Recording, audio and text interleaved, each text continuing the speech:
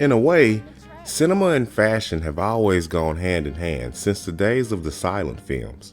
For as long as the movie medium has been around, it's been used as a tool to showcase and influence the changing fashion trends, even now to this day with streetwear. The recent video we did on the top 10 movie sneakers did pretty good, and I said if it did do good, then I would do more. So today, we're diving into the world of cinema and its influence on street fashion over the years. Get ready for a trip down memory lane as we count down the top 10 movies that have left an indelible mark on the streetwear culture. Everything from the obvious picks down to the more obscure movies that you may or may not have seen yet. As always, this video is in no particular order. I'm not saying that one movie is better than the other, as art is subjective, and what may be good to me may not be good to you, and vice versa. So don't get too down on me if one of the movies that I name is lower on the list than you think it should be. But before we get started, this video is brought to you by us here at TakeFlight214.com. More on us at the end of the video. As for now, please take a second to smash that like button for us, and with that being said, let's just jump into the list. Coming in at number 10, an OG classic, 1955's Rebel Without a Cause. James Dean may have only done 3 films in his entire life, but he became a pop culture phenom after the release of Rebel Without a Cause, and his impact remains to this day. Songs, movies, books, art, you name it, continue to replicate the reference of suave, effortlessly cool in style and the vibe that he promoted in this movie. The movie is also credited with being a huge part of the Japanese love for American denim, which spawned the now famed Japanese denim art form. In the movie, Dean is seen wearing a high-collar leather jacket, white t-shirt with rolled-up sleeves, and jeans and work boots. This was the first time that dressing casual was seen as cooler than dressing up in movies, and the first step towards streetwear holding the power and status that it does today. Coming in at number 9, 1985's The Breakfast Club. The movie showcased examples of various 80s era high school social groups and their accompanying styles to match. It's a prime example of what I always talk about when I say how fashion was highly segregated depending on which lifestyle as an individual you partook in. Varsity jackets, plaid shirts, thermals, aged denim. My boy Emilio Estevez as the jock with the Nike product placement. This movie has some of everything. You had Judd Nelson's character in the biker jacket and plaid shirt, Anthony Michael Hall in the geek chic. It seems pretty universal though that most people hated Allison's revamped makeover in the end though. I'm gonna be honest, I've never seen this movie. Mainly because I hate movies that are subtitled, and this one is in French. But if you don't mind that type of thing, or if you happen to speak the language, this movie does have a perfect 100% score on Rotten Tomatoes. The universally praised French film portrayed the twists and turns of the Parisian youth in the housing projects. It also happens to be an ode to the very characteristic 90s European metropolitan youth street style. Everything from 5-panel hats, swishy windbreakers to all things Carhartt, showcasing the early day acceptance of the brand into the streetwear culture. The movie's title translates in English as Hate, and it seems like a pretty good movie. I mean, it's kind of like a French Kids or Top Boy or something. I may have to break my rule about subtitle movies and check this one out. But at number 7, speaking of kids, it makes the list as well. Released also in 1995 by Larry Clark, the movie showcased the pre-Giuliani 90s, a golden era for hip-hop, skateboarding, and indie rock in the city of New York. If the film's costume design seems hyper-representative of the time, that's because it is. The movie was shot on such a small budget that the actors were asked to wear their own clothes, so that's what the young stars of the film did. And the end result, a gritty, hyper-authentic look into the 90s street culture. By happenstance, most of the kids hung around the recently opened Supreme store, which worked out as great advertisement for the then young brand, considering many of the actors wore OG pieces from the film. The release of the movie solidified Supreme's status as a contemporary streetwear brand, making it a staple of the youth at the time and even to this day. Coming in at number 6, another personal favorite of mine, 2006's Kidulthood. Kidulthood was the first part of a Hood trilogy series featuring the streets of Britain. The series focuses on the lives of several teenagers in the Ladbroke Grove and Latimer Road area in inner West London. The film highlights the fact that no matter where you are in the world, the game is still a game. But it also highlights British street fashion of the early 2000s.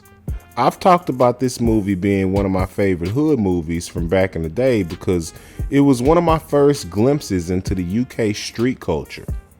Kidulthood was a shining example of how streetwear and its influences had long began to make its way all around the world. Coming in at number 5, 1983's Scarface. Scarface is the type of movie that transcends mediums. Perhaps more famous for its one-liners and attitude than actually as a piece of cinema, and much the same, Scarface is not on the list because of Tony Montana's knack for streetwear style. In fact, in the movie, he wears mostly late 70s garb, which couldn't be further from streetwear. But beyond the film's iconic tagline, "The world is yours," which is repeatedly referenced and revered in various cultural contexts, including street culture, the 1983 film, directed by Brian De Palma, serves as a portrait of an incubator of urban style of sorts. The rags to riches story has been told many times before this film's release, but Al Pacino's portrayal of Tony Montana represents the epitome of the genre. Streetwear has parodied, quoted, and commandeered Scarface multiple times, establishing it as a must-know cultural reference. Coming in at number 4, 1976's Taxi Driver. Martin Scorsese's dark thriller Taxi Driver remains a cinematic masterpiece, primarily known for Robert De Niro's portrayal of Travis Bickle. Bickle, a Vietnam War veteran burdened with PTSD, works as a nighttime taxi driver in the streets of New York City to cope with his insomnia. The film captures the countercultural phenomenon of the early 70s when war veterans returned home wearing their combat gear and seen more as style icons than veterans. In the 70s, items like the M65 military jacket became staples in fashion, with streetwear brands like Bape, Supreme, and many others picking it up later. And speaking of Supreme, in 1994, they opened their famed Lafayette Street store in New York. And to celebrate the event, they created a taxi driver-inspired t-shirt. These original t-shirts have become extremely rare and are now considered treasures by diehard Supreme and film fans. Coming in at number 3, Paid in Full from 2002. Loosely based off true events, Paid in Full follows the lives of 3 friends as they navigate their way through the 1980s New York drug game. The movie serves as both a rags to riches story and a cautionary tale to watch your enemies close, but to watch your friends even closer. It also serves as a time capsule back to the days of the Dapper Dan, airbrush graphic tees, and old school Harlem D-boy style era. It perfectly encapsulates one of the moments that would later go on to heavily influence much of what the streetwear look would then birth. Coming in at number 2, 1991's Boys in the Hood.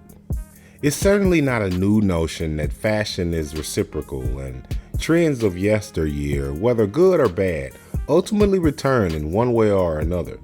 Inspiration is cultivated, and John Singleton's slice of Los Angeles life was certainly a driving force for the retro sports movement of years past. From the team-centric or regional snapback, flannels, double denim, even a hint of the jogger phenomenon, Boys in the Hood's influence on streetwear can clearly be seen when you look back on it today. Last but not least, coming in at number 1 is 1989's Do the Right Thing. Spike Lee's Do the Right Thing is a vibrant tapestry of street fashion in Brooklyn during the late 80s. The characters' unique styles, colorful ensembles, and cultural flair make it a timeless reference to the culture. Everyone remembers the iconic scene where Buggin' Out flips his shit when the guy scuffs his brand new J's. But what about the rest of the cast? Their styles, color palettes. The movie is a retro fan's fever dream. Mookie's iconic Dodger jersey paired with the Hoochie Daddy shorts is just one of the many looks that recently made a comeback. It's actually kind of fun to rewatch the movie and point out all of the fits that will seamlessly transition into today's style. Testament to this can be seen in just how many designs and looks from the movie have been recreated and rolled out for modern sale. Hence, why it made #1 on the list. Every movie on this list today has had an indelible mark on the world of streetwear fashion, showcasing how cinema can be a powerful influence in shaping our style and preference. In a world where fashion continually evolves, these films stand out as a timeless reference, reminding us of the enduring influence of cinema and the influence that it has on how we express ourselves. They serve as a testament to the fact that streetwear is more than just a trend. It's a cultural phenomenon deeply embedded in our history and our identities. But what do you think? Are there any that we missed that you feel should be on the list? Hit us in the comment section and let us know. But before you head out though, let me tell you a little bit more about what we do here at TakeFlight214.com. We're a collection of artists creating pop culture related pieces for apparel and home decor. We've been in business over 15 years providing quality artwork and great customer service. And rather than ask you guys donate money to me for nothing in return, I'd rather you head over to the site and see if it's something that you like. We also do custom one-of-one pieces. The link is in the description. So if you made it all the way to the end, then I thank you greatly. Please don't forget to smash that like button for me on the way out the door. Liking and sharing these videos is the best way to help our channel to continue to grow. And if you want to be updated every time we drop a new video, then hit the subscribe button and then the notification bell. That way you'll be dinged each time a new episode drops. But with that being said, I'm Nate the Great from TakeFlight214.com signing out. Until next time, peace.